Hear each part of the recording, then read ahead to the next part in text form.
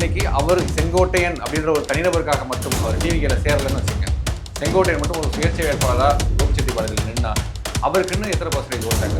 அது எப்படி சொல்ல முடியும்னு கேட்குறேன் நம்ம. How can be judge? அப்போ அதிமுக இரட்டை இலை அப்படின்ற ஒரு ஃபேக்டர் இல்லாம அவருக்கு ஒரு 5-10% இருக்குன்னு வச்சுக்கோங்க. யாரை நிக்க வச்சாலும் ரெட்டலை நிக்க வச்சாலும் ஜெயிப்பாங்க அப்படின்ற ஒரு பேச்செல்லாம் நிலவும். அப்படிதான் ரெட்டலையும் அதிமுகவும் ஜெயலலிதா எம்ஜிஆர் அப்படின்ற ஒரு கரிஸ்மேட்டிக் லீடர் அப்படின்ற பிராண்டும் தான் இங்கே யாரை வேணும் ஜெயிக்க வச்சு. நம்ம அதிமுகன்ற ஒரு ஃபேக்டர் நீக்கிட்டோம்னா செங்கோட்டையன் ஒரு தனிநபர் தான். நாங்கள் ஜெயிப்போம் எங்க கட்சி அப்படின்னு பேசினாங்க. ஜெயலலிதா போட்ட கட்சி முடியல அந்த ஜனநாயகம் கொடுக்குறாங்கல்ல. அப்போ நீங்கள் ஜனநாயகம் வச்சிருக்கோம்ல. பார்க்குறவனுக்கு ஒரு ஆக்குமடா தோணாது. என்னடா நம்ம கட்சியில் சேர்த்து 2 நாள் உங்கள் தலைவர் உங்களுக்கு தலைவர் இல்லை. உங்களை அவருடைய தலைமையை ஏற்று தானே நீங்கள் கட்சி முடிச்சு விஜய் என்னுடைய தலைவர் அவர் நான் சிஎம் ஆகல அப்படின்ற ஒரு ஏற்று நம்ம கட்சி முடிச்சு. அப்புறம் உங்கள் தலைவர் எங்கள் தலைவர் மல்லிகார்ஜுன கார்கே ராகுல் காந்தியை சொல்கிற மாதிரி, ப. சிதம்பரம் ராகுல் காந்தியை சொல்கிற மாதிரி, கே. நேரு உதயநிதியை சொல்கிற மாதிரி எங்களுடைய தலைவர்னு சொல்லுங்கள். ஏன் உங்களால் சொல்ல முடியல? விஜய்னு ஒருத்தர் புதுசாக வர்றாரு, நான் அவரை ஆதரிக்கிறேன், ஒரு ஊழல் இல்லாத ஆட்சியை கொடுக்குறேன்னு சொல்கிறாரு, நான் மாற்றுன்னு சொல்லி ஒரு போட்டு போலங்க. இன்னைக்கு வந்து ஜெயலலிதா புனித ஆட்சின்னு சொல்கிற ஒருத்தரை வந்து நீங்கள் பேச அனுமதிக்கிறீங்கன்னா அப்படின்னா ஜெயலலிதா நடத்துகிற ஆட்சி புனித ஆட்சி நீங்கள் சொல்ல வரீங்களா? விஜய் ஏற்றுக்கிறாரா? ஒரு தமிழ்நாட்டை அதிக முறை ஆண்ட ஒரு கட்சி இன்றைய இளைஞர்கள் அதிமுக ஒரு இளைஞர்களை ஈர்க்கக்கூடிய ஒரு பெரிய லேக் இருக்குன்னு நான் நினைக்கிறேன். அங்கே என்ன வச்சுக்கோ, இங்கே உதயநிதினு ஒருத்தர் இருக்காரு. சரியோ தப்போ அவர் இளைஞர்கள் மத்தியில் இளைஞர்களுக்கு ஒரு சுத்தமாக இருக்காரு. திமுகவில் ஒரு இளைஞர்கள் ஒரு அணி இருக்கு. இளைஞர்கள் அவங்களுக்கான இருக்கக்கூடிய பல விஷயங்களை செஞ்சுட்டு இருக்காங்க. அதிமுக எல்லாருமே அரசு முடியல உள்ளவங்க இருக்காங்க. மக்களால் கூட்டணி இதை கம்பேர் பண்ணவே முடியாது. மக்களால் கூட்டணியில் விசிகே எத்தனை தொகுதி, அதிமுக எத்தனை தொகுதி நிறைய ஒதுக்குனாங்க. எல்லாருமே நிறைய நான் என்ன சொல்ல வரேன்னா, டிடிவி தினகருக்கு அதிகபட்சம் 2 தொகுதி கொடுப்பாங்க. டிவிக்கு ஓபிஎஸ்க்கு ஒரு தொகுதி கொடுப்பாங்க. நீ நிற்கிற தொகுதி நீங்கள் இப்படி இது. அதனால தான் 2024 எக்ஸாம்பிள் ராமநாதபுரமா ஓபிஎஸ்க்கு ஒரு 10 தொகுதி, டிடிவி தினகருக்கு ஒரு 25 தொகுதியெல்லாம் கொடுக்க மாட்டாங்க. டிவிக்கு வந்தால் என்னுடைய கணிப்பு. விஜயகாந்த் அவர்கள் கட்சி ஆரம்பிக்கும் பொழுது ஒரு பெரிய எக்ஸ்போஷர், ஒரு பெரிய பூம் இருந்தது. ஆனால் என்ன நடந்துச்சு, என்கிட்ட பர்சனலாக கூட ஒரு பேட்டியில் கூட சொன்னாங்க, பார்த்த சார் சொன்னார் என்னன்னா, சிங்கிளாக உருவாங்க எங்கள் கட்சியில் எம்எல்ஏக்களை. கட்டடத்தை உடைச்சாங்க, அது சரி, அதுலேயே தலைவர் பாதி உடைச்சிட்டாரு. அதுக்கப்புறம் என் கட்சியில் கூட இருந்தவங்களெல்லாம் தலைவருக்கு விசுவாசமாக இருந்த நபர்கள் எல்லாமே இந்த 2 கட்சி சேர்ந்து தான் எங்கள் கட்சி போகலாம். அந்த ஒரு நிலைமை நாம் சொல்ல ஏன்னா சீமான்ற ஒரு நபர் மட்டும்தான். யார் வேணா எங்கே வேணா போ, கட்சி என் கட்சி என் முகத்துக்காக தான் கட்சி. சீமான் சென்ட்ரிக் ஃபேஸ், ஒரு லீடர் சென்ட்ரிக் ஃபேஸ் அப்படின்றது தானே ஒரு புது மாடலாக இருந்துச்சு. எவனை வேணா தூக்கு. ராஜீவ் காந்தி போனாரு, கல்யாணம் போனாரு, என்னாச்சு கட்சி அப்படிதான் இருக்கு. புதுசாக வந்துட்டு தான் இருக்காங்க இளைஞர்கள். அந்த ஒரு ஃபார்முலா விஜய் கிட்ட இருந்துச்சு. அது நல்ல சக்ஸஸ்ஃபுல் ஃபார்முலாவாக இருந்துச்சு. இன்னைக்கு இப்படி சின்ன அங்கங்கே கோபிச்செட்டிப்பாளையம் இது ஒரு சிக்கலை கூட உருவாக்கும். கண்டிப்பா கண்டிப்பா.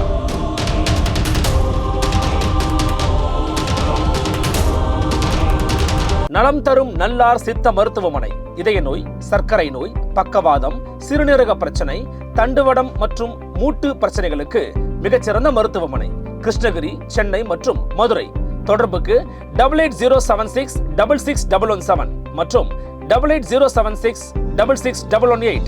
Nimati Property Management. Contact 7667008999. அன்னை பர்னிச்சர்ஸ், அன்னை திருமண சீர்வரிசை பொருட்கள், டிவி, ஃபிரிட்ஜ், வாஷிங் மெஷின் உள்ளிட்ட 200க்கும் மேற்பட்ட பொருட்கள் அடங்கிய திருமண சீர்வரிசை ரூபாய் 99,000 மட்டுமே. தமிழகம் முழுவதும் இலவச டோர் டெலிவரி. தொடர்புக்கு 7550014440 9345044044.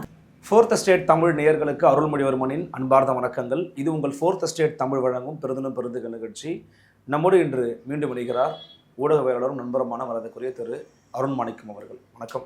வணக்கம் அருள். எப்படி இருக்கீங்க? நல்லா இருக்கேன். நீங்கள்? நலமாக இருக்கேன், மிக்க மகிழ்ச்சி. இப்போது பார்த்துருப்பீங்க, தமிழக வெற்றி கழகத்தில் அதிமுகவில் 50 ஆண்டுகளுக்கும் மேலே பயணித்த மரியாதைக்குரிய திரு முன்னாள் அமைச்சர் செங்கோட்டையன் அவர்கள் போய் ஜாயின் பண்ணியிருக்காங்க. ஃபர்ஸ்ட் ஆஃப் ஆல் இது யாருக்கு வந்து பாதிப்புன்னு நினைக்கிறீங்க, யாருக்கு வந்து பலம்னு நினைக்கிறீங்க? உங்களோட முதற்கட்ட கருத்து என்ன? பலம் அப்படின்னா ஆப்வியஸாக அது டிவிகேக்கு தான். ஏன்னா 50 ஆண்டு கால அரசியல் அனுபவம், டிவிகேல என்ன சொன்னாங்க எல்லாரும், அனுபவம் இல்லாத நபர்கள், சின்ன வயசுல இருக்க நபர்களாக சேர்ந்து ஒரு கட்சி நடத்துறாங்க, அதனால தான் கரூர் மாதிரி ஒரு சம்பவம் நடந்தது, ஒரு நிகழ்வு நடத்தணும்னா அதுக்கு ஒரு அனுபவம் தேவை, இந்த இதுதான் வந்து அங்க குறைபாடா குற்றச்சாட்டா சுட்டி காட்டப்பட்டுச்சு. ஸோ இப்படி ஒரு கள போராளியாக எம்ஜிஆர்லேருந்து ஜெயலலிதாவிலேருந்து பல அரசியல் தலைவர்களோட பயணித்த ஒரு தலைவர், நீண்ட அரசியல் அனுபவம் உள்ள ஒரு தலைவர் வந்து டிவிகேல ஜாயின் பண்ணது டிவிகேக்கு தான் பலம். இழப்பு யாருக்கு அப்படின்னு பார்த்தா, எனக்கு தெரிஞ்ச அதிமுகவுக்கு பெரிய பேர் இழப்புலாம் கிடையாது. செங்கோட்டையன் போனது, செங்கோட்டையன் இல்லைன்னா அதிமுக தோத்து போயிடுமா என்ன, விழுந்துருமா என்ன? ஏன் பேரிழப்பு இல்லைங்கிற ஒரு முடிவுக்கு வரீங்க? எப்படி அந்த முடிவுக்கு வரீங்க? செங்கோட்டையன் இவ்வளவு நாள் அந்த அந்த அதிக முறை சட்டமன்ற உறுப்பினராக தேர்ந்தெடுக்கப்பட்டது எதனால், யாரால்? அதிமுகவால், அம்மையார் ஜெயலலிதாவால், இரட்டை இலை சின்னத்தால் இதனால தேர்ந்தெடுக்கப்பட்டார். இன்னொன்னு அவருடைய கடுமையான உழைப்பால். நீங்களே சொன்னீங்க, நீங்க தான் சொன்னீங்க ஒரு களப்போராளின்னு. ஒரு களப்போராளியால் எல்லா ஃபேக்டரும் சேர்ந்து தான் அவர் ஜெயிச்சுட்டு வந்தார். இன்னைக்கு அவர் செங்கோட்டையன் அப்படின்ற ஒரு தனிநபருக்காக மட்டும் அவர் டிவிகேல சேரலன்னு வச்சுங்க, செங்கோட்டையன் மட்டும் ஒரு சுயேட்சை வேட்பாளராக கோபிச்செட்டிப்பாளையத்தில் நின்னா அவருக்குன்னு எத்தனை % ஓட் பேங்க் இருக்கும்?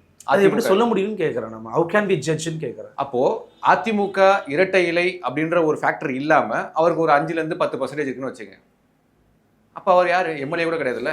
தனித்த செல்வாக்கூடயே அவரால் வெற்றி பெற முடியல சொல்றாங்க. தனித்த செல்வாக்கு வெற்றி பெறும் அளவுக்கு இல்லைன்னு நான் சொல்றேன். ஓகே, அது உங்கள் கருத்து, உங்கள் கணிப்பு அப்படி இருக்கு. ஆமா, ஓகே.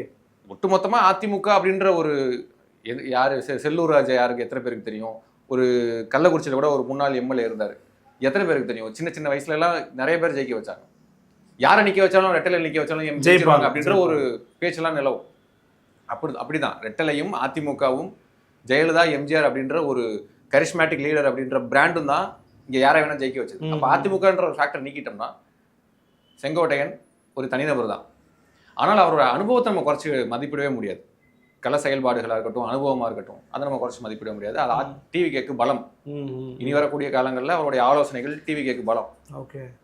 ஆனால் செங்கோட்டையினால் டிவிகேக்கு நிறைய கட்சிக்குள்ள நிறைய சலசலப்புகள்லாம் இனிமேல் ஏற்பட வாய்ப்பு இருக்காது. பேசுவோம் பின்னாடி. இழப்பு அப்படின்னு பார்த்தா அதிமுகவுக்கு ஒரு பெரிய இழப்பு கிடையாது எனக்கு தெரிஞ்சு. எப்படி டிடிவி தினகரன் வெளியில போனாரோ, ஓபிஎஸ் வெளியில அமைச்சாங்களோ, சசிகலா, இந்த மாதிரிலாம் செங்கோட்டையனும் ஒரு இழப்பு. என்ன அந்தந்த சின்ன சின்ன சதவீத வாக்குகள் குறையுமே தவிர அவர் போயிட்டார் அப்படின்றதுக்காக கட்சியே ஒன்றும் இல்லை. கொங்கு மண்டலத்துடைய முகமே போயிருச்சு அப்படின்ற யாரும் அப்படின்னா அது ஒரு பிம்பம் நினைக்கிறீங்க நீங்க? அது பேர் இழப்பெல்லாம் கிடையாது. அதிமுகவுக்கு இழப்பு சிறிய அளவில் இழப்பு தான், பேர் இழப்பெல்லாம் கிடையாது. ஓகே. ஆனால் இப்போ என்னன்னா, இப்போ நீங்கள் தாவேக்காவோட மூவ்ஸ் எல்லாம் நீங்கள் ரொம்ப க்ளோஸாக வாட்ச் பண்ணீங்க அப்படின்னா, இப்போ நேற்று கூட அருண்ராஜ் அவர்கள் ஒரு பேட்டி கொடுத்துருக்குறாங்க. இன்னைக்கு உண்மையான அதிமுக எங்கள் பக்கம் தாங்க இருக்கிறாங்க அப்படின்னு சொல்கிறாரு. நெறியாளர் கேட்குறாரு, அப்போ உண்மையான அதிமுக நீங்கள் தானா, புதிய அதிமுக தான் சிரிக்கிறாரு. கிட்டத்தட்ட அதிமுக ரிப்ளேஸ் பண்ண போகிறது நாங்கள் தான், எங்களுக்கு அவங்களுக்கு ஒரு பெரிய முரண்பாடுகள்லாம் ஒன்றும் கிடையாது. இப்போ ஒருவேளை பாஜக கூட அவங்க கூட்டணி வைக்கலை அப்படின்னா போய் சேர்ந்துருப்பாங்கன்ற அளவுக்கு அவருடைய பேச்சு அப்படிங்கிறது இருக்குது. இப்போது அதிமுகவை கபலீகரம் செய்வது தான் தாவேகாவின் திட்டமா? கரெக்ட். அதுக்கு முன்னாடி இன்னொன்று பேசிடுவோம். அதிமுகவுக்கும் தாவேகாவுக்கும் பெரிய வித்தியாசம் இல்லை அப்படின்னு சொல்கிறாங்கல்ல. திமுகவுக்கும் தாவேகாவுக்கும் என்ன வித்தியாசம் இருக்கு? கொள்கை எதிரின்னு திமுக டிக்ளேர் பண்ணுறாங்களா? அரசியல் எதிரி தான் டிக்ளேர் பண்ணுறாங்க. கொள்கை எதிரின்றது பாஜக தான் டிக்ளேர் பண்ணுறாங்க. இப்போ அரசியல் எதிரி, அப்போ கொள்கையில உங்களுக்கு எங்களுக்கு பெரிய வித்தியாசம். அதையும் சொல்றாரு. அவங்க வந்து கொள்கையை பேரளவில் வச்சிருக்கிறாங்க, நாங்க தான் செயல்பட அளவில் இருக்கிறோம்னு சொல்றாரு. கொள்கையில நீங்களும் நானும் ஒண்ணு, திமுகவும் டிவிகேவும் கொள்கையில ஒண்ணு சேம். அரசியல் எதிரி தான், கொள்கை எதிரி தான் பாஜக. அப்ப கொள்கையில திமுக அதிமுக தாவேகா எல்லாம் ஒரே ட்ராக்ல போற கட்சி தான்.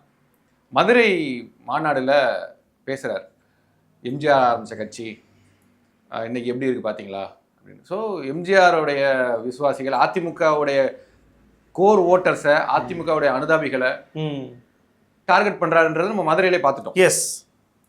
பிரச்சார வாகனத்தில் வந்து எம்ஜிஆர் புகைப்படத்தை போடுறதா இருக்கட்டும், அண்ணா புகைப்படத்தை போடுறதா இருக்கட்டும், நம்ம வந்து ஏன் இப்போ அருண்ராஜா இருக்கட்டும், தாவே கலக்கக்கூடிய இந்த 2ஆம் கட்ட தலைவர்களாக இருக்கட்டும், புரட்சித் தலைவி அம்மான்னு ட்வீட் போட ஆரம்பிச்சிட்டாங்கல்ல. இல்லைன்னா அம்மையார் ஜெயலலிதா அவர்களுடைய சமாதிக்கு போயிட்டு புரட்சித் தலைவி அம்மான்ற வார்த்தையை பயன்படுத்துறதோடு மட்டும் இல்லாமல் செங்கோட்டையனர்கள் அம்மையார் ஜெயலலிதாவோட படத்தை போட்டுட்டு தான் உட்காந்து பேசுகிறாங்க. அதையும் அவங்க அனுமதிக்கிறாங்க. என்ன சொல்கிறாருன்னா, இது ஒரு ஜனநாயக கட்சிங்க, இவங்க அதை அனுமதிப்பாங்கன்னு சேர்ந்த உடனே செங்கோட்டையன் அவர்கள் ஒரு டேக்லைன் கொடுக்குறாரு. இது வந்து நீங்கள் ஒரு சகிப்புத்தன்மையோட விஜய் செயல்படுறாருன்னு எடுத்துக்கணுமா, இல்லை விஜய்க்கு இப்போ அதெல்லாம் தேவையில்லை, கொள்கை கோட்பாடெல்லாம் ஒரு பக்கம் இருக்கட்டும், கட்சிக்கு ஆள் தேவை அப்படின்னு இப்படி செயல்படுறாரா? இல்லை, அது ஒரு நீங்கள் சொல்கிற மாதிரி ஒரு பெருந்தன்மையான மனப்பான்மையை தான் காட்டுது. இன்னும் அவர் செங்கோட்டையனே பதில் சொல்கிறாருல ப்ரெஸ் மீட்டில், நான் இன்றைக்கே விஜய் ஃபோட்டோ வச்சு சுற்றினேன்னா நீங்கள் என்ன சொல்லுவீங்க?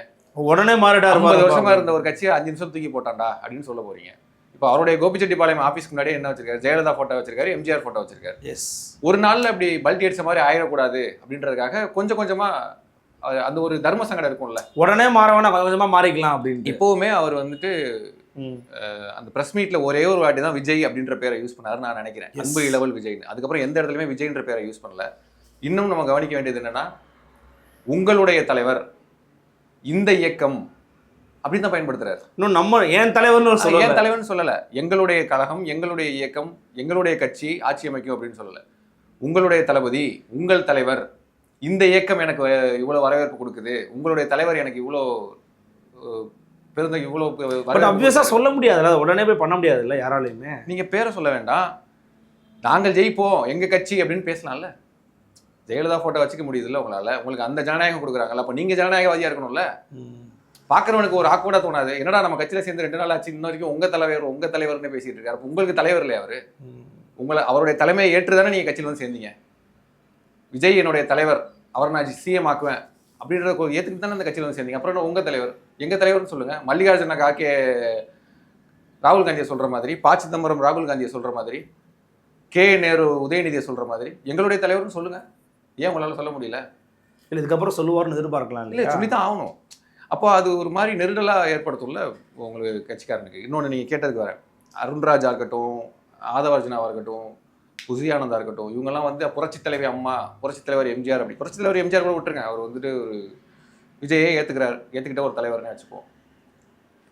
ஜெயலலிதாவை விஜய் ஏற்றுக்குவாரா? இப்போ வரைக்கும் ஏற்றுக்கல. இப்போ வரைக்கும் ஏற்றுக்கல. 2ஆம் கட்ட தலைவர்கள் பேசுகிறாங்கல்ல, சரி செங்கோட்டையுடைய கருத்தை என்டாஸ் பண்ணுவாரா விஜய்? ஜெயலலிதா அம்மையார் வரைக்கும் அந்த ஆட்சி நடத்தினது புனித ஆட்சி. இன்னைக்கு தான் ஏடிஎம்கே இப்படி இருக்கு, அதிமுகவும் திமுகவும் இன்னைக்கு தான் ஒரே மாதிரி பயணிச்சுட்டு இருக்கு அப்படின்னு செங்கோட்டையுடைய கருத்தை விஜய் என்டாஸ் பண்ணுவாரா? கண்டிப்பா முடியாதுல்ல. அப்புறம் அவங்க கட்சி ஆஃபீஸில் உட்காந்துட்டு அதிமுகவை ஜெயலலிதா வரைக்கும் புனித ஆட்சி நடத்தினார்கள்னு செங்கோட்டையன் பேசுகிற கருத்து நாளைக்கு விஜயோட அதான அந்த கட்சியோட கருத்தாகவும் இருக்கும். கட்சியினுடைய முக்கிய பொறுப்பில் இருக்க ஒரு நபர்ல சேர்ந்தன்னைக்கே அப்படி ஒரு கருத்து தெரிவிக்கிறார்ல. அப்போ இதெல்லாம் ஜனநாயகம் கிடையாது. ஒருவேளை விஜய் அதை ஏற்றுக்கிட்டாருன்னா டிவிக்கு தொண்டர்கள் தான் முடிவு பண்ணணும். அதுக்கப்புறம் ஜெயலலிதா ஃபோட்டோ யூஸ் பண்ண ஆரம்பிச்சிடணும், அவ்வளவுதான். ஐயோ, யங்ஸ்டர்ஸ் என்ன நினைப்பான், எனக்கு அதிமுகவும் பிடிக்கல திமுகவும் பிடிக்கல, ரெண்டும் ஊழல் கட்சி. விஜய்னு ஒருத்தர் புதுசாக வர்றாரு, நான் அவரை ஆதரிக்கிறேன், ஒரு ஊழல் இல்லாத ஆட்சியை கொடுக்குறேன்னு சொல்றாரு, நான் மாற்றுன்னு சொல்லி ஒரு ஓட்டு போடலான்னு நினைக்கும் போது, இன்னைக்கு வந்துட்டு ஜெயலலிதா புனித ஆட்சின்னு சொல்ற ஒருத்தரை வந்து நீங்க பேச அனுமதிக்கிறீங்கன்னா அப்படின்னா ஜெயலலிதா நடத்தின ஆட்சி புனித ஆட்சின்னு நீங்க சொல்ல வரீங்களா? விஜய் ஏத்துக்கிறாரா?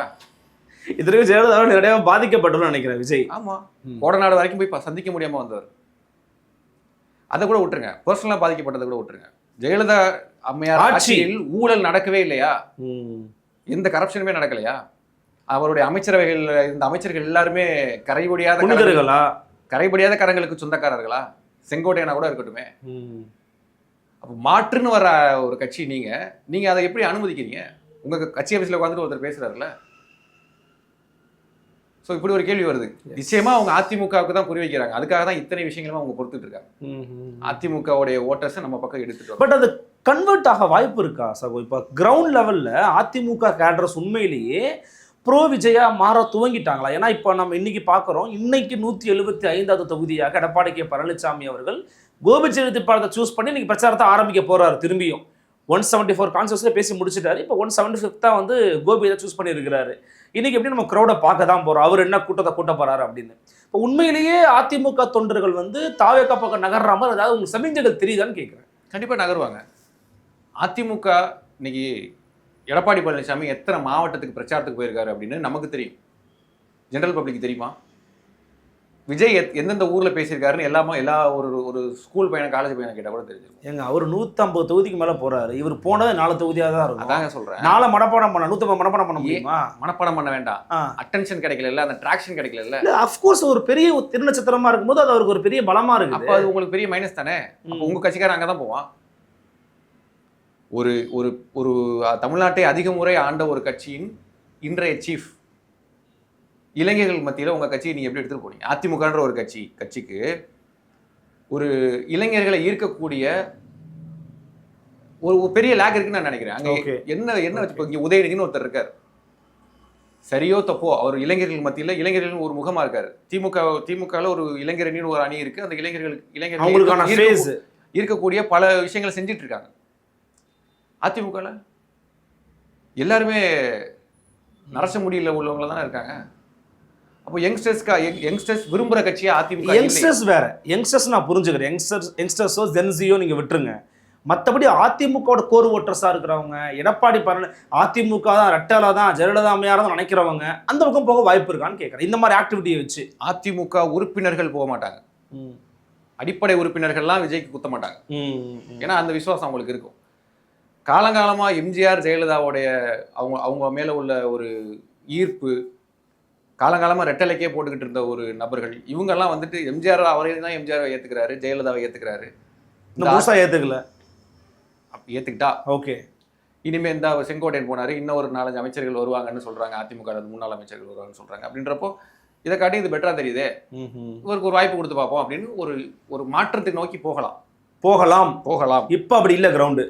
இப்போ விஜய் என்ன பேசுறான்றதை பொறுத்து தான் ஜெயலலிதாவை விஜய் ஏற்றுக்கிறாரா இல்லையா, அதுதான் இங்கே $1 மில்லியன் கொஸ்டின்.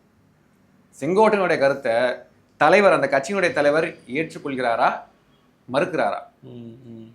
அம்மையார் ஜெயலலிதா A1 குற்றவாளி அப்படின்றத விஜய் ஏற்றுக்கிறாரா? இல்லைங்க, செங்கோட்டையன் சொன்னது போல அது புனையப்பட்ட வழக்கு.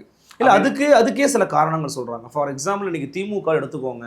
திமுகவில் யாராவது ஒருவர் மீது நீங்கள் நிரூபிக்கப்பட்ட ஒரு ஊழல் கிடைச்சா சொல்ல முடியுமா? சொல்ல முடியாது. அதுக்காக அவங்க ஊழல் பண்ணலாம் அர்த்தமாயிருமா? அந்த மாதிரி தாங்க இதுவும். குற்றச்சாட்டை முன் வச்சுட்டாங்க, குற்றம் அறிவிக்கப்பட்டாலும் அதை எடுத்துக்க முடியாதுங்கன்ற ஒரு ஸ்டாண்டுக்கு, அப்படி ஒரு காம்ப்ரமைஸுக்கு போகிறாங்க அவங்க. இன்னைக்கு நான் பேட்டியில் பார்த்தேன். அப்படி ஒரு கருத்தை விஜய் சொல்லுவாரா? ஓகே. இப்போ நேற்று கூட பெரிய கருப்பன் அவர் சார்ந்த நபர்கள் குடும்பத்தினர் மீது இருந்த ஒரு ஊழல் குற்றச்சாட்டுல இருந்து சிவகங்கை நீதிமன்றம் அவரை விடுதலை பண்ணிருச்சு. இந்த மாதிரி பல அமைச்சர்கள் விடுதலை ஆகி ஆமா. அப்படி வந்து தான் சூமோட்டோவா ஹைகோர்ட்ல எடுத்தது. இந்த மாதிரி அம்மையார் ஜெயலலிதா மீது தொடரப்பட்ட வழக்கு, புனையப்பட்ட வழக்கு, அவரை சிக்க வைப்பதற்காக சதி வேலைகள் நடந்து அவர் குற்றவாளியாக்கப்பட்டார், அதான் அவங்களுடைய ஸ்டேட்மெண்ட் அப்படின்னு விஜய் சொல்லுவாரா? ஓகே, அதை சொல்ல மாட்டாருன்னு நினைக்கிறேன். Think so. இப்போ வரைக்கும் தெரியல. அப்போ உங்க கட்சியினுடைய நிர்வாக குழு என்ன பொறுப்பு? அவர் ஏதோ முக்கியமான பொறுப்புல தாங்க இருக்காரு அவர், அருண்ராஜ் IRS. ஆமா, இல்ல நான் இதுவரை சொல்றேன், செங்கோட்டையன் வந்து அமைப்பு ஒருங்கிணைப்பாளர், அமைப்பு செயலாளர், ஒருங்கிணைப்பாளராகவும் போட்டிருக்கிறாங்க. அந்த தலைமை பொறுப்புல இருக்க ஒரு நபருடைய கருத்து கட்சியினுடைய கருத்து தான், தாவேக்காவினுடைய கருத்து தான். தாவேக்காவினுடைய கருத்து ஜெயலலிதா அம்மையார் புனித ஆட்சியை நடத்தினார், அவர் ஊழலே செய்யவில்லை அப்படின்னு தாவேக்கா சொல்லுதா? அஃபிஷியல் ஸ்டேட்மெண்டா அப்படின்றதா என்னுடைய கேள்வி. இதை சொல்லிட்டீங்கன்னா தாவேக்கா தொண்டர்கள் முடிவு பண்ணிப்பாங்க. ஓகே, விஜயுடைய கருத்து என்ன, விஜய் ஆதரிக்கலாமா வேணாமா, விஜய் மாற்று சக்தியாக இருப்பாரா, இந்த ரெண்டு கட்சிகளுக்கு நியாயமான கேள்விதான் கேட்குறீங்க, மக்கள் முடிவு பண்ணிப்பாங்க. இதுல இப்போ இன்னொரு பெர்ஸ்பெக்டிவ் நம்ம பேசணும். இப்போ நம்ம தாவேக்கா வெர்ஷன் குறித்து பேசிட்டோம். அதிமுக சைட்லேருந்து பார்க்கும்போது இவங்கெல்லாம் தொடர்ச்சியாக துரோகம் செய்தவர்கள். இப்போது டிடிவி தினகரனோ, அண்ணா, அதன் பிறகு வெளியேறின OPS ஐயா அவர்களோ, இவங்கெல்லாம் வெளியில் போய் இப்போ அண்ணாமலையும் சேர்த்துக்கிறாங்க, கூட அண்ணாமலையும் சேர்த்துக்கிட்டு இவங்கெல்லாம் விஜயோட சேர்ந்து ஒரு இன்னொரு மக்கள் கூட்டணி 2.0 கூட கிரியேட் பண்ணுவாங்க, அதுக்கான வாய்ப்புகள் இருக்குன்னு சொல்கிறாங்க. இப்படி இணைவதற்கான சாத்தியக்கூறு இருக்குன்னு நீங்கள் நம்புறீங்க? யார்? டிடிவி தினகரன், டிடிவி, OPS, தாவேக்கா, அப்புறம் அண்ணாமலை, கட்சியை உடச்சிட்டு வெளியில் வந்து அண்ணாமலையோட சேருவாரா அப்படின்றது எனக்கு தெரியல. ஆனால் டிடிவி தினகரனோட பேசிகிட்டு இருக்காங்க, அவங்க விஜய் தரப்பில் பேசிகிட்டு இருக்காங்க. நேற்று கூட பேசியிருந்தாருன்னு நினைக்கிறேன், ஒரு மாபெரும் கூட்டணி அமையும் அப்படின்றலாம் பேசிகிட்டு இருந்தேன். அடிக்கடி அந்த மாதிரி ஸ்டேட்மெண்ட்டை டிடிவி தினகரன் சொல்லிட்டு இருக்காரு. டிடிவி தினகரன்கிட்ட பேசுகிறாங்க, பாமக கிட்ட பேசுகிறாங்க, டிவிக்கு. ஓகே, நேற்று கூட செங்கோட்டையன் ஈரோட்டில் போய் இறங்கினதும் மக்களை சந்தித்து பேசும்பொழுது சொல்கிறாரு, டிசம்பர் இறுதிக்குள்ள ஒரு மாபெரும் கூட்டணி அமையும், நீங்கள் எதுவும் கவலைப்படாதீங்க, பல முன்னாள் அமைச்சர்கள் வர இருக்கிறாங்க அப்படின்னு அவர் ஒரு கான்ஃபிடென்ட்டாக சொல்கிறாரு. இவ்வளோ அனுபவம் நிறைந்த ஒரு அரசியல்வாதி அப்படி வார்த்தை விட்டுற மாட்டார்ல. ஸோ டிடிவி போகிறது கன்ஃபார்ம்னு எடுத்துக்கலாம். கிட்டத்தட்ட கன்ஃபார்ம் நான் சொல்ல மாட்டேன். ஏன்னா செங்கோட்டையன்னு இப்போ தேவர் சமாதியில் உட்காந்து ஒன்றா தானே பேட்டியை கொடுத்தாங்க. அஃப்கோர்ஸ் அவங்களுக்கு இறுதி வாய்ப்பு டிடிவி தினகரன் தாவேக்கா கிட்ட போகிறதுன்றது கூட்டணி, அமமுகவுக்கும் தாவேக்காவுக்குமான கூட்டணி. ஆமாம், OPS எப்படி போவார்? கட்சி ஆரம்பிக்க வேண்டியதுதான். கட்சி ஆரம்பித்து அதுக்குள்ளே கட்சி ஆரம்பித்து ஒரு கூட்டணி போவார். போனால் ஒன்று செங்கோட்டையன் மாதிரி போக தான் வாய்ப்பு இருக்குது, இல்லை அப்படின்னா அமமுக வழியாக தான் வர வேண்டியிருக்கும், இல்லைன்னா சுயேட்சை வேட்பாளராக அப்படி ஒரு சீட்டு கொடுப்பாங்க. ஓகே. இந்த மாதிரி தான் இருக்கும். ஏன்னா இந்த பார்லிமெண்ட் எலெக்ஷன்ல நின்னாங்கல்ல, இல்ல அதை வந்து இப்போ நீங்க அவர் வார்த்தையில சொல்லுங்க. அவர் சொல்ற மாதிரி ஒரு மாபெரும் கூட்டணி அப்படின்னா அது நீங்க மாபெரும் கூட்டணியா நீங்க பாக்குறீங்களா? எதை? TTV, OPS, TVK, fine, that's it. நல்ல கூட்டணி தான். ஓபிஎஸ் வாங்கலையா ஓட்டு? பலாப்பழ சின்னத்துல 3வது பெட்டியில 13வது பட்டன் தேடி போய் குத்துனாங்கல்ல. ஒரு தொகுதிங்க, தேனிங்கிற ஒரு தொகுதியில அவர் வாங்கினதை வச்சு தமிழ்நாட்டுக்கே ஒரு மிகப்பெரிய கூட்டணி. நீங்க எப்படி மதிப்பீடு சாவேக்கா கூட ஓபிஎஸ் வராருன்னு வச்சுங்க, சரி, ஓபிஎஸ்க்கு 10 தொகுதியா ஒதுக்குவாங்க, ஒரு தொகுதி தான் கொடுப்பாங்க. ஆமா, அந்த ஒரு தொகுதியில் அவர் ஜெயிச்சுட்டு போறாரு. அது தமிழகம் தழுவியளவு ஒரு பெரிய கூட்டணி நீங்க எப்படி எவாலுவேட் பண்ண முடியும் நான் கேட்குறேன். BJP, AC Shanmugam, TTV Dhinakaran, வேற யார் நின்னது? இந்த ஆமா நிறைய இந்த யாதவ் ஒரு கட்சி வச்சிருந்தாரு, தேவநாதன் யாதவ் ஒரு கட்சி வச்சிருந்தாரு, தேவநாதன் யாதவ் ஒரு கட்சி, அப்புறம் சண்முகம் அவர் ஜான் பாண்டியன். இந்த அலைன்ஸ் வந்து ஒரு 18% ஓட்டு வாங்குச்சுல்ல. ஆமா, அந்த 18%ன்றது நம்ம எதிர்பார்த்தோமா? நம்ம எதிர்பார்க்காத ஒரு ஓட் பேங்க் தான். ஏசி சண்முகம்லாம் நல்ல ஓட்டு வாங்கியிருந்தாரு, ஓபிஎஸ் நல்ல ஓட்டு வாங்கியிருந்தாரு. ஸோ அது நம்ம வந்துட்டு அண்டர் எஸ்டிமேட்டே பண்ண முடியாது. ஓபிஎஸ் இன்னைக்கு சாதாரண நபராக இருக்கலாம், இன்னைக்கு அவர் பின்னாடி ஒரு கூட்டம் இல்லாமல் இருக்கலாம், நாளைக்கு அது டிவிக்கேன்ற ஒரு ஃபேக்டரோட சேரும் பொழுது ஓகே. அட்லாஸ்ட் வந்து என்னன்னா இந்த அப்போசிஷன் பார்ட்டிஸ்லாம் பண்ணக்கூடிய வேலை என்ன தெரியுது அப்படின்னா, மக்களோட கூட்டணி ஏன் காயின் பண்ண அந்த வார்த்தைன்னா 2016 அவங்க அப்படி உருவாக்குகிற போது வெற்றி பெற்றது வந்து பார்த்தீங்கன்னா ஏற்கனவே ஆண்ட ஒரு கட்சி தான். அதாவது எக்ஸிஸ்டிங் பார்ட்டி தான் திருப்பி கண்டினியூ பண்ணுறாங்க, அதிமுக திருப்பி கண்டினியூ பண்ணுது. இப்பயும் பாருங்களேன், திமுகவோட வெற்றிக்கு தான் இது வழிவகுக்கும். தாவேக்காவோ, டிடிவியோ, ஓபிஎஸ்ஸோ, சசிகலாவோ இவங்களாம் சேர்ந்தாங்களுமே கூட அவங்களாம் ஓட்டை வந்து உடைக்க டிஸ்ரப்டராக இருப்பாங்க, அதிமுகவோட வெற்றியை பலவீனப்படுத்துவாங்க, திமுக ஈஸியாக வின் பண்ணணுன்றாங்க. அப்போ இதுவும் ஒரு மக்கள் நல கூட்டணி நான் கேட்குறேன். மக்கள் நல கூட்டணியில் இருந்த கட்சிகள்லாம் நீங்கள் பாருங்கள், அன்றைக்கு வந்து மக்கள் நல கூட்டணியில் திரு விஜயகாந்த் அவர்கள் சேரும் பொழுது அவருக்கு ரொம்ப கம்மியான ஓட் பர்சன்டேஜ் தான் இருந்துச்சு. 2 கம்யூனிஸ்ட் கட்சிகள், விசிக, ஜிகே வாசன். அந்த மக்கள் நல கூட்டணியில் இருந்த மதிமுக மக்கள் நல கூட்டணியில் இருந்த முக்கியமான ஒரு தலைவர் என்கிட்ட சொன்ன விஷயமே என்னன்னா, மக்கள் நல கூட்டணி உருவானது காரணமே அதிமுகவை ஜெயிக்க வைக்கதான். நீங்க பர்சனலாக பேசினா கூட உங்கள்கிட்ட ஷேர் பண்ணுவாங்க. இப்போ கூடங்க மல்லை சத்தியா ஒரு பேட்டில் சொல்லியிருந்தார், குறிப்பிட்ட விகடன் பேட்டில் சொல்லியிருந்தாரு, அந்த தேர்தல் தோல்விக்கு பிறகு நாங்கள் வந்து தாயகத்துக்கு போகிறோம், தாயகத்துக்கு போகும்போது ரொம்ப படோடாபமாக பட்டாசுலாம் வெடிச்சு வரவேற்றுட்டு இருந்தாங்க தலைவரை, ரொம்ப வருத்தப்பட்டேன். என்னன்னு கேட்கும்போது அவர் சொல்கிறாரு, நமக்கு இருந்தது 2 எதிரி, ஒன்று விஜயகாந்த், ஒன்று கருணாநிதி, 2 பேரும் தோற்கடிச்சாச்சு, மகிழ்ச்சியாக இருக்கேன் அப்படின்னு சொன்னதான் சொல்லுவார். அப்போ ரொம்ப மனசு வருத்தப்பட்டனார். இப்போ நீங்கள் சொல்கிற மாதிரி பார்த்தோம்னா இதுக்கு வந்து அப்படியே ஆப்டாக வர மாதிரி இல்லை. நீங்கள் ரெண்டையும் கம்பேர் பண்ணவே முடியாது. அவங்களுடைய ஓட் பர்சன்டேஜ்ன்றது வேற, அவங்க அதுக்காக களமாடினதுன்றது வேற, அவங்க என்ன நோக்கத்துக்காக அந்த கூட்டணி அமைச்சாங்கன்றது இல்லைங்க. ஆட்கள் மட்டும்தாங்க வேற. அங்கே ஜெயலலிதா, அங்கே வந்து கருணாநிதி, விஜயகாந்த், இங்கே ஒன்று எடப்பாடி கே பழனிசாமி தான். டிடிவி தினகரன் என்ன பிரச்சனை? எடப்பாடி பழனிசாமி தான் பிரச்சனை. ஓபிஎஸ் என்ன பிரச்சனை? எடப்பாடி பழனிசாமி தான் பிரச்சனை. செங்கோட்டையன் சேர்ந்துருக்கிறாரு, திமுக வீழ்த்தவா, எடப்பாடி பழனிசாமி தானே பிரச்சனை. இப்போ உங்களுக்கு ஒற்றை எதிரியா ஆள் மட்டும் தானே சேஞ்ச் ஆயிருக்கிறாருங்கிற சேஞ்ச் ஆயிருக்கிறாங்க. பட் இது வந்து திமுகவை வீழ்த்துவதற்காக உருவாகிற ஒரு கூட்டணி, இது உருவாக்கப்பட்ட ஒரு கூட்டணி. இப்போ நீங்க டிவிகே அப்படின்ற ஒரு பெரிய ஒரு மக்கள் அதிகமாக விரும்புகிற ஒரு கட்சி, அதனோட சின்ன சின்ன குறுநில மன்னர்களாக இருக்கக்கூடிய இண்டிவிஜுவல்ஸ், இவங்களாம் சேரும் பொழுது இதை நீங்கள் மக்கள் நல கூட்டணியோட கம்பேர் பண்ண முடியாது. மக்கள் நல கூட்டணியில் இருந்த எல்லா கட்சிகளுமே ஒற்றை சதவீதத்தில் வாக்கு சதவீதம் ஒற்றை சதவீதத்தில் தான் வாக்கு வங்கி வச்சிருந்தோம். ஆமாம். இங்கே டிவிக்கு என்ன இருக்கு? ஓபிஎஸ் சொல்றாங்க, அவங்க ஒவ்வொரு தொகுதியில தான் கண்டெஸ்ட் பண்ண போறாங்க. மக்கள் நல கூட்டணியில மதிமுக அந்த அளவு கூட இது பெரிய கூட்டணி இல்லைன்றீங்களா நீங்க? மக்கள் நல கூட்டணி இதை கம்பேர் பண்ணவே முடியாதுங்க. மக்கள் நல கூட்டணியில விசிக எத்தனை தொகுதி ஒதுக்குறாங்க, மதிமுக எத்தனை தொகுதி ஒதுக்குறாங்க? நிறைய ஒதுக்குனாங்க, எல்லாருமே நிறைய. நான் என்ன சொல்ல வரேன்னா, டிடிவி தினகரனுக்கு அதிகபட்சம் 2 தொகுதி கொடுப்பாங்க, டிவிகேல ஓபிஎஸ்க்கு 1 தொகுதி கொடுப்பாங்க. நீ நிக்கிற தொகுதியில நீங்க ஜெயிச்சுக்கீங்க. எப்படி அதனாலதான் 2024 நான் எக்ஸாம்பிளுக்கு சொன்னேன். ராமநாதபுரமா நீங்க அங்க ஜெயிச்சுக்கீங்க. ஓபிஎஸ்க்கு ஒரு 10 தொகுதி, டிடிவி தினகருக்கு ஒரு 25 தொகுதியெல்லாம் கொடுக்க மாட்டாங்க. டிவிக்கு வந்தால் இது என்னுடைய கணிப்பு, ஒரு தொகுதி நீங்க ஜெயிச்சிங்க, இல்லை 2 தொகுதி, அவ்வளவுதான். அவ்வளவு அதிகபட்சம் அவ்வளவுதானே கொடுப்பாங்க. ரொம்ப நீங்க தான் ரொம்ப அண்டர்ஸ்டிமேட் பண்றீங்க. நான் கூட அண்டர்ஸ்டிமேட் பண்றேன். யார நான் கூட ஓபிஎஸ்க்கு 5 தொகுதி கொடுக்கலாம்னு நினைச்சேன், டிடிவிக்கு 15 தொகுதி கொடுக்கலாம்னு நினைச்சேன். டிடிவி தினகரனுக்கு ஒரு அமைப்பு இருக்கு, அதை தாங்க சொல்றேன். அமைப்பு இருக்கிற ஒருத்தரை நீங்க 2 தொகுதியும், ஓபிஎஸ் தனிநபர் 1 தொகுதியும் கொடுத்தீங்கன்னா 2த்தையும் நீங்க அப்புறம் ஈக்குவலா வைக்கிறீங்கன்னு அர்த்தம். ஏங்க அந்த கேள்வி நம்ம ஏன் திமுக கூட்டணியில் இருக்க கட்சியை வைக்க மாட்டோம், கட்சிகளை வைக்க மாட்டோம்? எவ்வளவு பெரிய கட்சி விசிக 4 தொகுதி கொடுத்து அனுப்பிச்சுடுறீங்க, நீ ஏன் கேட்க மாட்டோம்? இல்ல, அதை தொடர்ச்சியா கேட்கறோம் தோழர். நான் என்ன சொல்றேன்னா, இதுல ஓபிஎஸ் தனி நபரு, அமமுகங்கிறது ஒரு அமைப்பு, அது சர்வல்ல இருக்குதோ அல்லது ஏற்றத்தில் இருக்குதோ, அது ஒரு அமைப்பு. அந்த அமைப்புக்கு 10 தொகுதியாவது நீங்க குறைந்து வச்சு கொடுத்தாதான் அது அவங்க 2 பேருக்குள்ள உள்ள இதுங்க. ஓகே, நான் என்னுடைய கணிப்பை நான் சொல்றேன். நான் வந்து விசிகன்ற ஒரு கட்சியையும் பாமகன்ற ஒரு கட்சியையும் அமமுகன்ற ஒரு கட்சியையும் பார்க்குறேன், கம்பேர் பண்ணுறேன். இதெல்லாம் வந்து 2ஆம் கட்ட கட்சின்னு வச்சுங்களேன். அதிமுக திமுக அடுத்து இருக்கக்கூடிய கட்சின்னு வச்சுங்களேன். விசிக பாமகவுடைய செயல்பாடு அளவுக்கு அமமுக இருக்கா நீங்கள் சொல்லுங்கள்?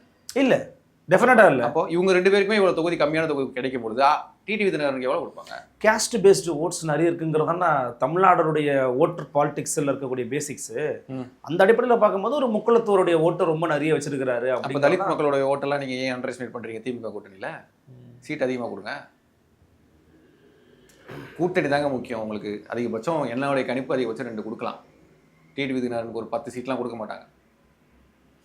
ஓகே, அதான் இப்போ என்னன்னா எதுக்காக இதை கேட்க வந்தோன்னா, அந்த அப்படி ஒரு கூட்டணி அமையுதுன்னு வச்சுக்கோங்களேன், அது டிஸ்ரப்டராக இருக்குமா இல்லை வின்னிங் கேப்பபிலிட்டி இருக்கக்கூடிய ஒரு கூட்டணியாக மாறும்? திமுகவுக்கு ஒரு நெருக்கடி கொடுக்கக்கூடிய அளவுக்கு இருக்கும். எப்படி அதிமுக தான் நெருக்கடி கொடுக்க முடியும்? Because these are all anti DMK votes தானே. ஆன்டி டிஎம்கே ஓட்ஸ் தான். பட் இந்த இந்த அத்தனை நபர்களும் அதிமுக இருக்காங்கன்னு வைங்களேன், டிவிக்கே தவிர. அதிமுக பலமாக பலவீனமா?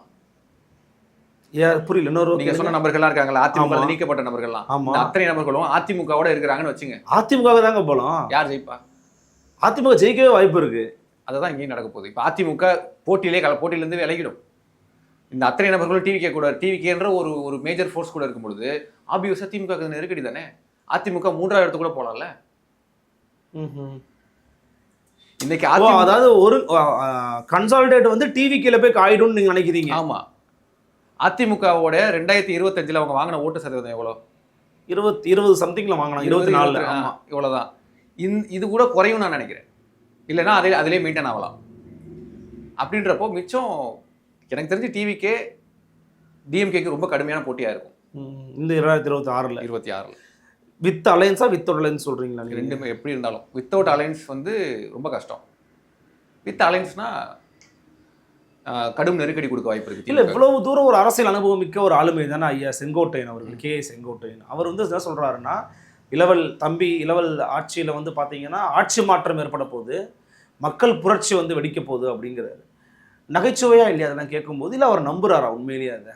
இல்லை, அது பேசி தான் ஆகணும். அப்படி நான் ஒரு கட்சிக்கு போனேன்னா என் கட்சி தோக்கணும்னா சொல்லுவாங்க எல்லாரும், எங்கள் கட்சி தான் ஆட்சி அமைக்கும் அப்படின்னு சொல்லுவாங்க. இன்னொன்று அதில் என்ன பிரச்சனை அப்படின்னா, திரு விஜயகாந்த் அவர்கள் கட்சி ஆரம்பிக்கும் போது ஒரு பெரிய எக்ஸ்போஷர், ஒரு பெரிய பூம் இருந்தது. ஆனால் என்ன நடந்துச்சு, என்கிட்ட பர்சனலாக கூட பேட்டியில் கூட சொன்னார், திரு பார்த்தசாரதி அவர் சொன்னார் என்னன்னா, செங்கலாக உருவுனாங்க எங்கள் கட்சியிலேருந்து எம்எல்ஏக்களை. கட்டடத்தை உடைச்சாங்க, அது சரி, அதிலே என் தலைவர் பாதி உடஞ்சிட்டாரு. அதுக்கப்புறம் என் கட்சியில் கூட இருந்தவங்களெல்லாம், தலைவருக்கு விசுவாசமாக இருந்த நபர்கள் எம்எல்ஏக்கள் எல்லாமே இந்த 2 கட்சியும் சேர்ந்து தான் எங்கள் கட்சியை கொலாப்ஸ் பண்ணி உடைச்சாங்க அப்படின்னே சொன்னார். லிட்டரலாக இதே வார்த்தை ஆன் ரெக்கார்டில் இருக்கு. ஓகே, அந்த ஒரு நிலைமை நாம் தமிழர் கட்சியில ஏன் வரல? ஏன்னா சீமான்ற ஒரு நபர் மட்டும்தான், யார் என்ன எங்கே வேணா போ, கட்சி என் முகத்துக்காக தான் கட்சி. அதே ஃபேக்டர் தான் தாவேக்கெல்லாம் இருக்கு. நேற்று வரைக்கும் விஜய்ன்ற ஒரு முகத்தை அந்த கட்சியிலேருந்து எடுத்துருங்க, கட்சியே கிடையாது. விஜய்க்காக தான் அந்த கட்சி. நீ யாரை வேணா இரு, புசியா இருந்த தலைவரை போட்டு விஜய் அந்த கட்சியிலிருந்து எடுத்துட்டு பாருங்களேன், யார் போட்டு போடுவோம்? விஜய்க்காக தான் அந்த கட்சி, விஜய் முகத்துக்காக தான் அந்த கட்சி, விஜய் தான் அந்த கட்சியே. ஆனால் இன்னைக்கு நீங்கள் இந்த முன்னாள் அமைச்சர்கள், முன்னாள் எம்எல்ஏக்கள் இப்படின்ற பல பேர் வராங்க, இங்கே கோஷ்டிகள் உருவாகும், இன்னொரு தேமுதிகவாக மாறும், குறுநில மன்னர்கள் உருவாங்க. நாம் தமிழர் கட்சியில் அந்த பிரச்சனை கிடையாது. ஆனால் நாம் தமிழர் கட்சியில் வந்து ஆனால் அது வந்து ஒரு ஸ்டாக்னண்டான ஒரு growth-ஆ தானே இருக்குது. கொஞ்சம் கொஞ்சமாக தான் வளர முடியும். நம்ம 50 வருஷமா பார்த்து பழகிய அரசியல் அது. அந்த அரசியல் இங்கே ஈஸியாக எடுபட்டுரும். என்னன்னா திமுகவும் அதிமுகவும் ஒரு கட்சியை காலி பண்ணுறதுக்கு அது அவங்களுக்கு வந்து ரொம்ப எளிதான ஒரு விஷயம். ஓகே, அந்த எம்எல்ஏ தூக்கு மாவட்ட செயலர் காசை கொடுத்து அவனை வாபஸ் வாங்க சொல்லு. இதெல்லாம் 50 வருஷமா பார்த்து பழகின அரசியல். இதுலேருந்து மாற்றா ஒரு சீமான் சென்ட்ரிக் ஃபேஸ், ஒரு லீடர் சென்ட்ரிக் ஃபேஸ் அப்படின்றது தானே ஒரு புது மாடலாக இருந்துச்சு. எவனை வேணா தூக்கு, இந்த ராஜீவ் காந்தி போனாரு, இங்க கல்யாணசுந்தரம் போனாரு, என்னாச்சு கட்சி? அப்படிதான் இருக்கு. புதுசா வந்துட்டு தான் இருக்காங்க இளைஞர்கள். அந்த ஒரு ஃபார்முலா விஜய் கிட்ட இருந்துச்சு, அது நல்ல சக்சஸ்ஃபுல் ஃபார்முலாவா இருந்துச்சு விஜய் கிட்ட. இன்னைக்கு இப்படி சின்ன அங்கங்க கோபிச்செட்டி பாடுதுன்னா இது ஒரு சிக்கலை கூட உருவாக்கும்ன்றீங்க நீங்க தாவேகாவுக்குள்ள? கண்டிப்பா. இன்னைக்கு ஆனா எனக்கு அதுல ஒரு கேள்வி இருக்கு. இப்போ மனோஜ் பாண்டியன் வந்து திமுகவுக்கு போறாருங்க, ஆலங்குளத்தில் ஏற்கனவே ஒரு திமுக வேலை பார்த்துக்கிட்டு இருந்திருப்பான். அப்போ இன்டர்னல் டைனாமிக்ஸ் அது டேமேஜ் பண்ண வாய்ப்பு இருக்கு. இங்க அப்படி ஒரு ஆளுமைகளே இல்லாத போது வெற்றிடத்தை காற்று நிரப்புற மாதிரி சும்மா இருக்கிற இடத்துல போய் செங்கோட்டையன் உட்காந்துருக்கிறாங்க தானே நீங்க பார்க்கணும். அப்படித்தானே பார்க்க முடியும். சும்மா இருக்க இடம்னு எப்படி நீங்க சொல்ல முடியும்? அவங்களுக்கு ஒரு அங்க ஏதோ ஒரு எக்ஸ்வைசெட் இருக்காங்கன்றீங்க நீங்க. ஒரு மக்கள் ஆதரவு இருக்கு. தாவேக்காக்கு ஒரு மக்கள் ஆதரவு இருக்கு. அவங்க ஜெயிக்கிறாங்க, தோக்கலை, ஒரு 15% 20% வாங்குறாங்கன்னு வைங்களேன், தனியாவே நின்று. சரிங்களா? செங்கோட்டையன் இப்போ போறாரு, அவருக்கு ஒரு ஒரு 4 மாவட்டம் கொடுக்குறாங்க, அவருக்கு பொறுப்பாளராக கொடுக்குறாங்க. 4 மாவட்டத்துக்கு அவர் தான் குறுநில மன்னர். திமுகவுக்கு எப்படி செந்தில் பாலாஜியோ, தாவேக்காக்கு செங்கோட்டையன். சரிங்களா? இப்போ செங்கோட்டையன் நினைச்சா அந்த பகுதியில் இருக்க யாரை வேணா மேனிபுலேட் பண்ண முடியும். தாவேக்கால இருக்கக்கூடிய நிர்வாகிகளை கூட சொல்றேன். ஓகே, சரிங்களா? இப்போ நாளைக்கு செங்கோட்டையன் வெளியில கட்சியிலேருந்து வெளில வந்துட்டார், இல்லைங்க எனக்கு ஒரு விஜய் ஏற்றுக்க முடியல அப்படின்னு வெளில வந்துட்டாருன்னு வைங்களேன், கூட ஒரு 4 மாவட்ட செயலர் கூட்டிட்டு வருவார். நடக்காதுன்னு நம்ம தமிழ்நாட்டு அரசியல பல விஷயங்களை பார்த்துருக்கோம். புரியுது புரியுது புரியுது புரியுது. விஜயகாந்துக்காக நான் உயிரை கொடுப்பேன்னு சொன்ன ரசிகர் மன்ற நிர்வாகிகளை தான் எம்எல்ஏ ஆக்குனாரு. இன்னமும் அந்த முன்னாள் எம்எல்ஏ இன்னமும் டிஎஸ்பிடியில் சுத்திட்டு இருக்காரு, திருவண்ணாமலை பக்கம், திருவள்ளூர் நினைக்கிறேன். அப்போ எங்க போச்சு அந்த விசுவாசம்? விஜயகாந்துக்காக உயிரை கொடுப்பேன்னு சொன்னவங்களாம் இன்னைக்கு திமுக அண்ணா திமுக இருக்காங்க. ஈரோடு ஈஸ்ட்ல ஜெயிச்சாரு, எம்எல்ஏவா இருக்காரு, எலுமிச்சை பழம் தூக்கிட்டு போய் இது பண்ணாரு அவரு. இன்னைக்கு திமுக இருக்கிற கான்ஸ்டன்டைன் ரவீந்திரன் அவர்கள், மாஃபாய் பாண்டியராஜன் எல்லாம் தேமுதிக இருந்தவங்க, விஜயகாந்த் ரசிகர் மன்றத்தில் இருந்தவங்கல்ல. அப்போ நாளைக்கு விஜய் வா 10 கோடி ரூபா தரேன், வா கிளம்பி வான்னா போயிடுவாங்க. இன்னொன்று, செங்கோட்டையன் அவர்களை வந்து பாஜக, ஏன்னா டாக்டர் திருமாவளவன் இதை வந்து கொஞ்சம் மைல்டாக சொல்லணும், ரொம்ப ஸ்ட்ராங்காக சொல்கிறாரு. பிஜேபி இருக்குமோன்ற ஒரு சந்தேகத்தை உருவாக்குது. தாவேகாவுக்குள்ள பிஜேபி தன் ஆட்களை அனுப்பி சில வேலைகளை பார்த்துக்கிட்டு இருக்கும் சந்தேகத்தை எழுப்புறாரு. பலரும் கூட அதை வந்து பேசுகிறாங்க. ஏன்னா அவர் வந்து அண்மையில் போய் மீட் பண்ணிட்டு வந்த ஆளுங்களாம் வந்து பார்த்தீங்கன்னா பிஜேபி நபர்கள் தான். அமித்ஷா பார்த்துட்டு வந்தார், அப்புறம் நிர்மலா சீதாராமன் பார்த்துட்டு வந்தார். ஸோ சம்திங் ஃபிஷ்ஷியாக இருக்கும்ன்ற சந்தேகம் இருக்கும். உங்களுக்கு சந்தேகம் இருக்கா? இருக்கும் கண்டிப்பாக. ஏன்னா அவர் போய் பார்த்தது இந்த இணைப்பு ஒருங்கிணைப்புக்காக பார்த்துருக்கலாம். மேபி அவங்க இப்படி ஒரு ஆப்ஷன் கொடுத்துருக்கலாம், இப்படி போய்ங்க டிவி கேட்க போங்க அப்படின்ற ஒரு ஆப்ஷனையும் கொடுத்துருக்கலாம். For what? எதற்காக? என்ன வேணா இருக்கலாம். உள்ள என்ன நடக்குதுன்றது விஷயத்தை கேதர் பண்ணுறதா கூட இருக்கலாம், என்ன வேணா இருக்கலாம். நீங்கள் எப்படி வேணா யூகிச்சுக்கலாம். இல்லை, பத்திரிகையாளர் சொல்கிற கருத்து சில டெல்லியில் இருக்கக்கூடிய முக்கியமான முகங்களுக்கு செங்கோட்டையன் க்ளோஸாக இல்லையா? க்ளோஸ் தாங்க. ஆனால் சில பேர் என்ன சொல்கிறாங்கன்னா, அவர் பாஜக நம்பி போனார், பாஜகவை நம்பி போனால் நடுத்தரோடு நிற்கணும், அதை வந்து பாஜக காமிச்சிட்டாங்க, அவருக்கு வேறு வழி இல்லை, நம்ம இன்னைக்கு எடப்பாடியை தோக்கடிக்கணும்னா நமக்கு டிவிக்கு ஏதாச்சும் ஆச்சுன்னு அவர் போயிட்டாரு, அவர் ஆன்டி டிஎம்கே ரத்தம் ஓடுது ஒரு உடம்புல, அதனால அவர் தாவேக்காக போயிட்டாருங்கிறாங்க. நீங்கள் அப்படி பார்க்கக்கூடாதா? அதை பிஜேபி இருக்குன்னு தான் நீங்கள் நினைக்கணுமான்னு கேட்குறேன். இல்லை, நம்ம அது மேலோட்டமான பார்வை இல்லை. திமுகவை தோக்கடிக்கணும் அப்படின்றது அவருடைய பிரதான இலக்காக இருந்தால் அது பிரதான இலக்காக இருக்காதுன்னு நான் நினைக்கிறேன். என்னன்னா நம்மளோட அது பிரதான இலக்கு இல்லை. நம்மளோட அரசியல் எதிர்காலம் முக்கியம் தானே. ஒரு அரசியல்வாதியும் எதிர்பார்ப்பான். நம்ம அதிமுக நீக்கிட்டாங்க, ஒருங்கிணைக்காம முயற்சி பண்ணோம், டிடிவிட்ட பேசணும், அங்கே பேசணும், டெல்லிக்கு போய் பேசணும், இது எடுப்பட நடக்கல. நம்ம இந்த 2 எலெக்ஷன் வரப்போகுது, சும்மா உட்காந்துருக்க முடியாதுல்ல வீட்டில், நமக்குன்னு ஒரு அரசியல் எதிர்காலம் வேணும்ல. ஸோ ஆப்ஷன் எங்க? 77 வயசு ஆகுது, இதுக்கப்புறம் என்ன அரசு எதிர்காலத்தை பற்றி பேசுறீங்க? அரசியல்வாதிங்க, அவரோட பொழப்பே அரசியல் தானுங்க. 93 வயசு 80 100 வயசு வரைக்கும் அரசியல் பண்ண ஊரில் இது எப்படி சும்மா இருக்க முடியும்? ஸோ அண்ணன் சிடி நிர்மல்குமார்லாம் பாஜக இருந்தவர் தான். ஆதவர்ஜனாக்கு டெல்லியில் க்ளோசஸ்ட்டு பாஜக நபர்கள் யாருமே தெரியாதுன்னு சொல்ல முடியாதுல்ல. ஸோ பாஜகவுடைய ரேடாரில் திமுக தாவேக்கா இருக்குது அப்படின்னு நம்ம புரிஞ்சுக்க முடியும். ஓகே, உள்ளே என்ன நடக்குதுன்றது அவங்களுக்கு தெரியும், தெரியாமலாம் இருக்காது. திமுகவில் என்ன நடக்குதுன்றதும் தெரியும். ஆனால் இங்கே முக்கியமான நபர்கள் உள்ளே இருக்கிறாங்க. நீங்கள் சொன்ன மாதிரி திமுக வீழ்த்துறது தான் அவங்களுடைய மெயின் குறிக்கோளாக இருந்தால் தாவேக்கா மேபி அதை அனுமதிச்சிருக்கலாம், தெரிஞ்சே கூட அனுமதிச்சிருக்கலாம். இந்த சம்பவங்கள் வந்து திமுகவுக்கு கேட்ச் பண்ணிக்கிற பாயிண்ட்ஸ் தான் இருக்குன்னு நினைக்கிறீங்களா நீங்கள்? அல்லது அவங்க இக்னோர் பண்ணிட்டு போயிடுவாங்களா? இதை திமுக மேடைக்கு மேடை பேசுகிறாங்க, பேரை சொல்லாமல். நேற்று கூட யார் சேகர்பாபு பேசுகிறாரு, உதயநிதி துணை முதலமைச்சரே பேச ஆரம்பிச்சிட்டாரு, பேரை சொல்லலை. உங்களுக்கு அவங்கெல்லாம் வந்து தற்குறிங்க, அவங்களாம் ஒரு கட்சியே கிடையாது, நாங்கள் வந்து பவளவிழா கண்ட கட்சி அப்படின்னு நீங்கள் அவங்கள வந்துட்டு ஒரு அவங்கள சீண்ட கூட இல்லைன்னா நீங்கள் அவங்கள பற்றி பேச வேண்டிய அவசியமே இல்லையே. ஸோ அவங்களுக்கு ஒரு ப்ரெஷர் இருக்குது, தாவேக்கா வளர்ந்துக்கிட்டு இருக்கு அப்படின்றது.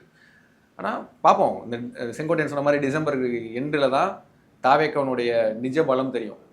சில பேர் என்ன சொல்கிறாங்க அப்படின்னா, இன்னும் முன்னாள் அமைச்சர்கள் சில இன்னாள் அமைச்சர்களும் போவாங்கன்ற மாதிரிலாம் சொல்கிறாங்க. இன்னாள் அமைச்சர்கள்? ஓகே, சிலவா ஒரு நபரா அப்படின்றதான் தெரியல, சொல்கிறாங்க. பேசிக்கிட்டு இருக்காங்க அப்படின்னு சொல்றாங்க. முன்னாள் அமைச்சர்கள் சிலர் போகிறது ஆல்மோஸ்ட் டிசம்பர்ல தெரிஞ்சிடும். இன்னாள் அமைச்சர்கள் பேசிக்கிட்டு இருக்காங்க அப்படின்றதும் செய்தி. இதெல்லாம் ரொம்ப நாளாவே நடந்துட்டு இருக்கு. விஜய் தான் வந்து தள்ளி போட்டுட்டே இருந்திருக்காரு. டிசம்பர் வரட்டும், அப்புறமா அந்த இனிப்புல வச்சுக்கலாம் அப்படின்னு. இதுக்குள்ள முடிஞ்சிச்சுன்னா பரபரப்பு. இன்னைக்கு ஈரோடுல கூட்டின கூட்டம் விஜய்க்காக கூட்டின கூட்டமா, செங்கோட்டையனுக்காக அவருக்காக கூட்டின கூட்டமான்னு நமக்கு எப்படி தெரியும்?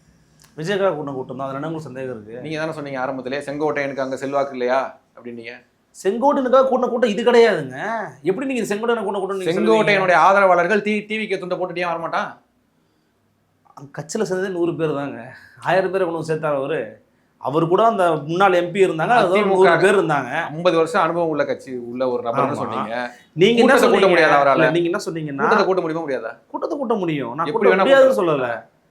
பட் அது ஃபுல்லாவே வந்து செங்கோட்டையனுக்காக வந்து நீங்க எப்படி சொல்லுவீங்க? அங்க இருக்கிற பசங்களாம் அது உண்மையிலேயே செங்கோட்டையன் கூட்டியிருந்த கூட்டமா இருந்தா அவர் பேசுறத போச்சு பொறுமையா கேட்டிருப்பான். அவர் பேசாம சத்தம் போட்டுக்கிட்டு இருக்காங்க. ஒரு 70% விஜய் ஆதரவாளர்களே வச்சுங்களேன். எனக்கு தெரியாது, நான் இன்னைக்கு வந்து இறங்கணும்னா கூட்டம் இருக்கணும், ஆளை கூட்டு வந்துரு, ஒரு 10 வேன் 20 வேன் அப்படின்றத ஒரு கவுன்சிலர் பண்ணிட்டு போவான்.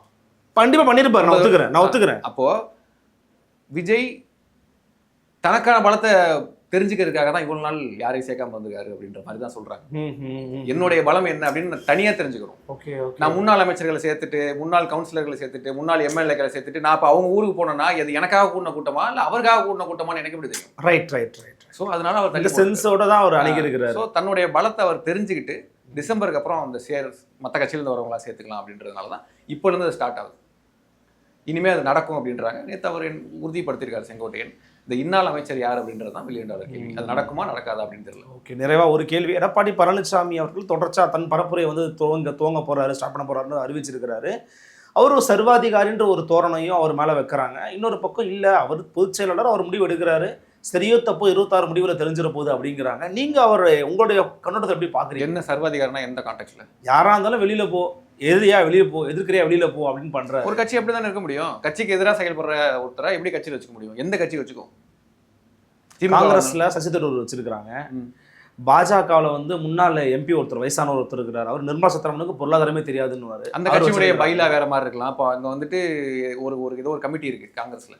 அங்க வந்துட்டு அந்த கமிட்டி தான் அது நீக்கம் பண்ணணும். அவங்க தலைமைக்கு எதிராகவே பேசலாம். அந்த ஒரு ஜனநாயகம் இருக்கு. அது 100 ஆண்டுகள் பழமையான கட்சி. இவங்களுடைய பைலா படி கட்சிக்கு எதிராக செயல்பட்டா நீங்க தான் செய்யணும். திமுக வந்து முதல்ல தற்காலிக நீக்கம் பண்ணுவாங்க, அதுக்கப்புறம் தான் நிரந்தர நீக்கம் பண்ணுவாங்க. ரொம்ப பெரிய கிரைமா இருந்தா உடனே நீக்கிடுவாங்க. இப்போ ஒரு கட்சியை விட்டு நீக்கப்பட்டவர்கள் கூட போய் சேர்ந்து பேசிக்கிட்டு இருக்கிறாரு அப்படின்றப்போ ஆரம்பத்தில் நீ பொறுப்பு மட்டும் தானே கொடுக்குனாங்க. ஆமாம், அதுக்கப்புறமா நீங்கள் கட்சிக்கு எதிராக செயல்படுறவங்க கூட போயிட்டு நீங்கள் ப்ரெஸ் மீட்டே கொடுத்தா அவங்க எல்லாருமே அதிமுகக்கு எதிராக நின்றவங்க, தேர்தலில் போட்டிக்கிட்டவங்க, ரெட்டலைக்கு எதிராக போட்டிக்கிட்டவங்க.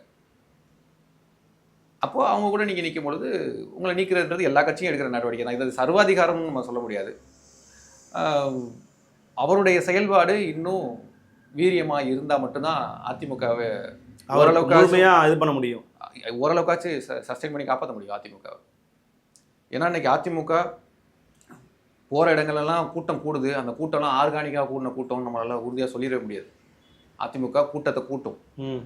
பட் புது ஓட்டர்ஸ், யங்ஸ்டர்ஸ் இவங்களெல்லாம் நீங்கள் எப்படி அட்ராக்ட் பண்ண போறீங்க? உங்ககிட்ட என்ன ஸ்ட்ராட்டஜி இருக்குது? எந்த லீடர் இருக்கார்? எந்த முகம் இருக்குது? அதிமுகவுடைய இளைஞரணி தலைவர் யார்? இளைஞரை ஈர்க்கக்கூடிய முகம் யார்?